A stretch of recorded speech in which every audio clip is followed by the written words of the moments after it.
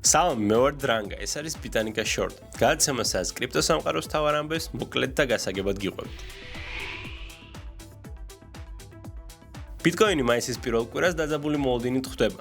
სუპორტ-ზონა 93,000-ზე რჩება ფსიქოლოგიურ საზღვრად. თუ ეს ზოლი დაირღვევა, შეიძლება ინვესტორთან დობაც შეირყეს. მაგრამ ჯერჯერობით ყველა დაღმა მოძრაობა სწრაფად იყიდება. წლის დასაწყისიდან კი ბიტკოინი მაინც 40%-ით გაიზარდა.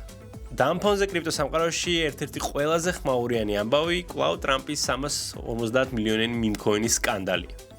პრეზიდენტი ოფიციალურად ამბობს, რომ მოგებას არ იღებს, მაგრამ მონაცემები აჩვენებს, რომ ამ პროექტმა უკვე ასობით მილიონი გამოიმუშავა.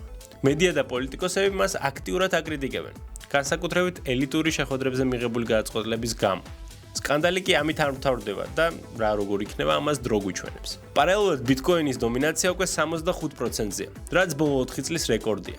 ბევრი ანალიტიკოსი ამბობს, რომ ეს შეიძლება ალტკოინების ახალი ეტაპის წინასაფეხურიც იყოს. მოკლედ ახლა ბიტკოინი ლიდერია, მაგრამ ბაზრის ცვლილებების შემთხვევაში პატარა მოთამაშეებიც შეიძლება დიდ სცენაზე დაბრუნდნენ.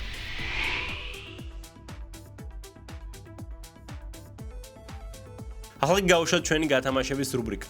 გამოიცანეთ რას ვათამაშეთ დღევანდელ გადაცემაში. დაწერეთ კომენტარებში ბიტანიკას რა პროდუქტზე არის საუბარი. მოკლედ მინიშნება. ამაზე ოცნებობდნენ ერთდროულად მეფეები, ბანკირები, ალქიმიკოსები და მეკობრეები. ვინც პირველი დაწერს სწორ პასუხს Facebook ვიდეოს კომენტარებში, მიიღებს სპეციალურ ჯილდოს. ასე რომ წარმატებები. ახლა გადავიდეთ კრიპტოსლენგის რუბრიკაზე. დღევანდელი სიტყვა Diamond Hands. Diamond Hands ეძახიან ინვესტორებს, რომლებიც ფასის ვარდნისას პანიკას არ ყვებიან და არ ყიდიან. პირიქით, მოთმინებით ინარჩუნებენ პოზიციას, რადგან ჯერათ, რომ საბოლოოდ მოგება სწორედ დიდ მოთმინებას მოყვება.